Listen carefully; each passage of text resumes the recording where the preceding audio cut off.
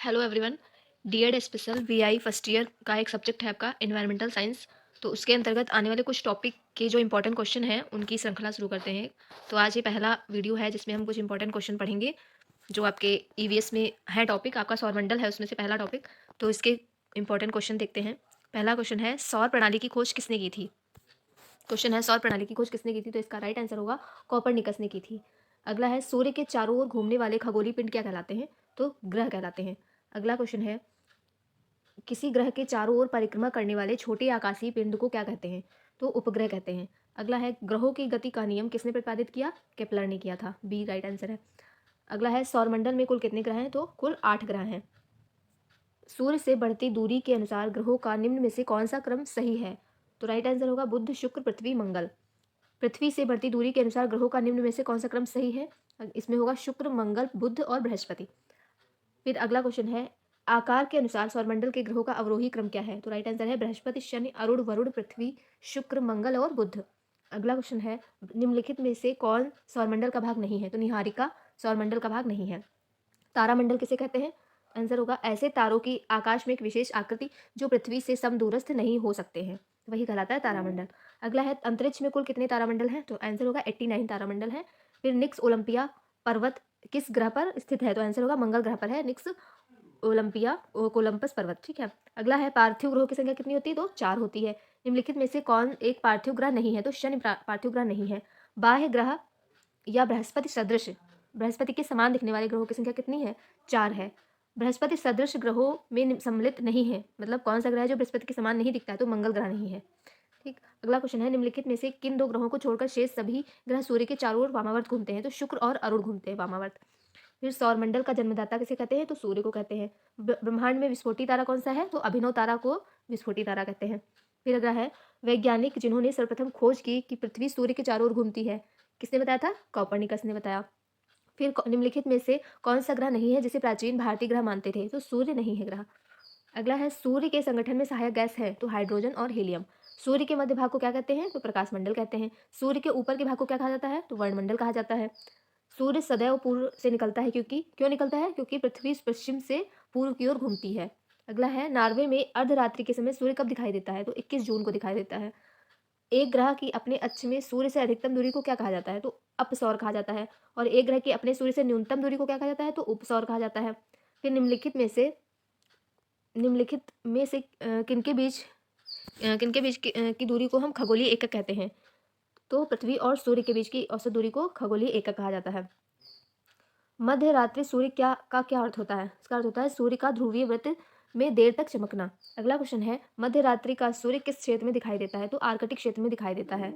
सूर्य में काला धब्बा क्या कहा जाता है? क्या कहलाता है? क्या है, मतलब जो सूर्य में काला धब्बा वो क्या है? तो धब्बे वे स्थान होते हैं जो प्रकाश उत्सर्जित करने में असमर्थ होते हैं। फिर अगला है, सूर्य के रासायनिक मिश्रण में हाइड्रोजन का प्रतिशत कितना होता है? तो हाइड्रोजन 71% होता है। अगला है, निम्नलिखित में से कौन एक तारा है? तो सूर्य एक तारा है। फिर सौर पृष्ठ पर लगभग कितना तापमान होता है? तो 6000 डिग्री सेल्सियस तापमान होता है सौर पर। फिर अगला है, सूर्य की सतह पर हाइड्रोजन के अलावा दूसरा कौन सा तत्व बहुतायत में पाया जाता है? तो दूसरा कौन सा था? हीलियम पाया जाता है बहुतायत में। फिर अगला है, सबसे तीव्र गति से सूर्य का चक्कर लगाने वाला ग्रह कौन सा है? तो बुध है। निम्नलिखित में से किस ग्रह की परिभ्रमण गति सबसे अधिक है? तो बुध की सबसे अधिक है। किस ग्रह को शाम का तारा कहते हैं? तो शुक्र को शाम का तारा कहते हैं। चमकीला ग्रह किसे कहते हैं? शुक्र को कहते हैं। सूर्य तथा पृथ्वी के निकटतम ग्रह कौन सा है? तो बुध और शुक्र है निकटतम ग्रह। यूरोपवासी किस ग्रह की पूजा देवी के रूप में करते हैं? तो शुक्र की करते हैं। सौरमंडल का सर्वाधिक गर्म ग्रह कौन सा है? तो शुक्र सबसे गर्म ग्रह है। पृथ्वी के सर्वाधिक निकट कौन सा ग्रह है? तो शुक्र है निकट। निम्नलिखित में से किस ग्रह को भोर का तारा कहा जाता है? तो शुक्र को भोर का तारा कहते हैं। सौंदर्य का देवता किस ग्रह को कहते हैं? तो शुक्र को कहते हैं सौंदर्य का देवता। सुपरनोवा क्या है? तो एक मृतप्राय तारा है। सुपरनोवा एक मृतप्राय तारा है। उत्तरी ध्रुव की खोज किसने की थी? तो रॉबर्ट पियरे ने की थी। साउथ पोल पहुंचने वाला पहला व्यक्ति कौन था? तो एमंडसेन था। फिर अगला है, पृथ्वी के सबसे निकटतम खगोलीय पिंड कौन सा है?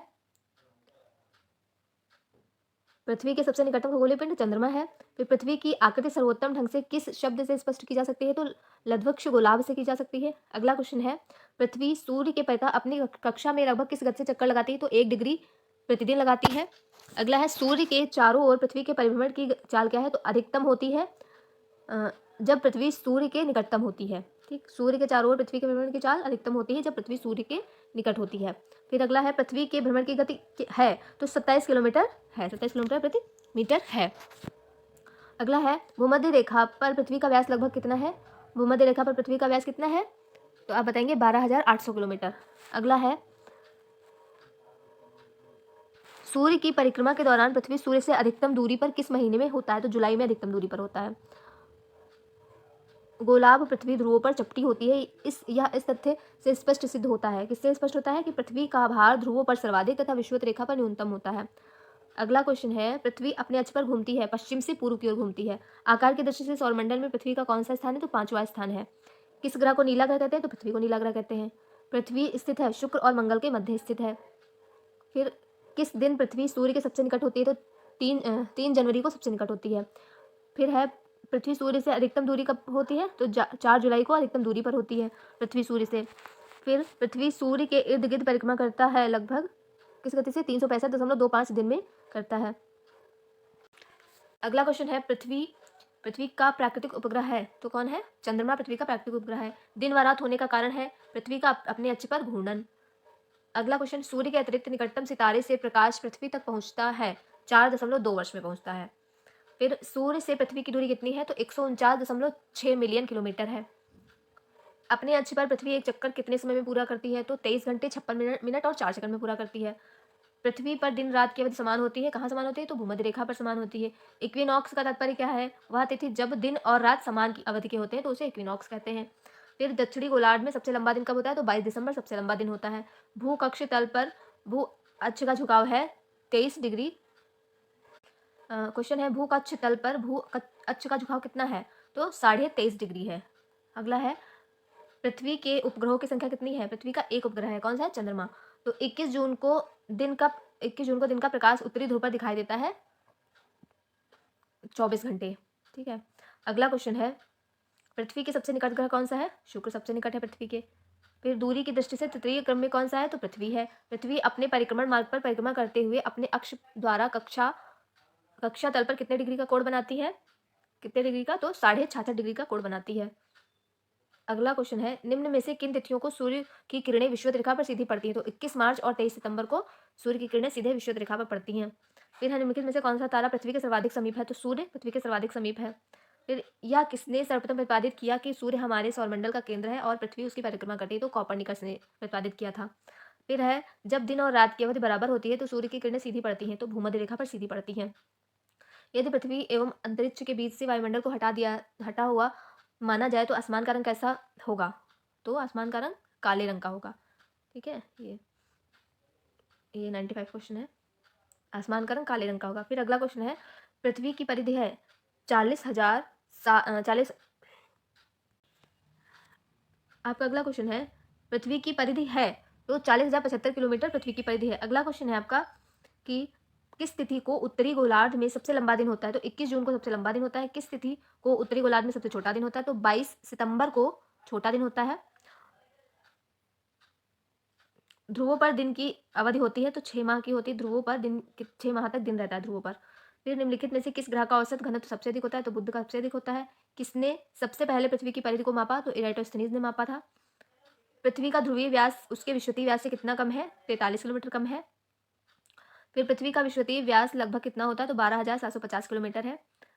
पृथ्वी को उसके काल्पनिक अक्ष पर घूमने को क्या कहते हैं, तो घूर्णन कहते हैं। पृथ्वी की अपने अक्ष पर गति होती है पश्चिम से पूर्व की ओर होती है। तो ये इतने क्वेश्चन थे आपके, आप लोग इन्हें पढ़ लीजिएगा। फिर अगला जो वीडियो बनेगा उसमें और आपके ईवीएस के जो इंपॉर्टेंट क्वेश्चन हैं वो उसमें लाएंगे। Okay, thank you.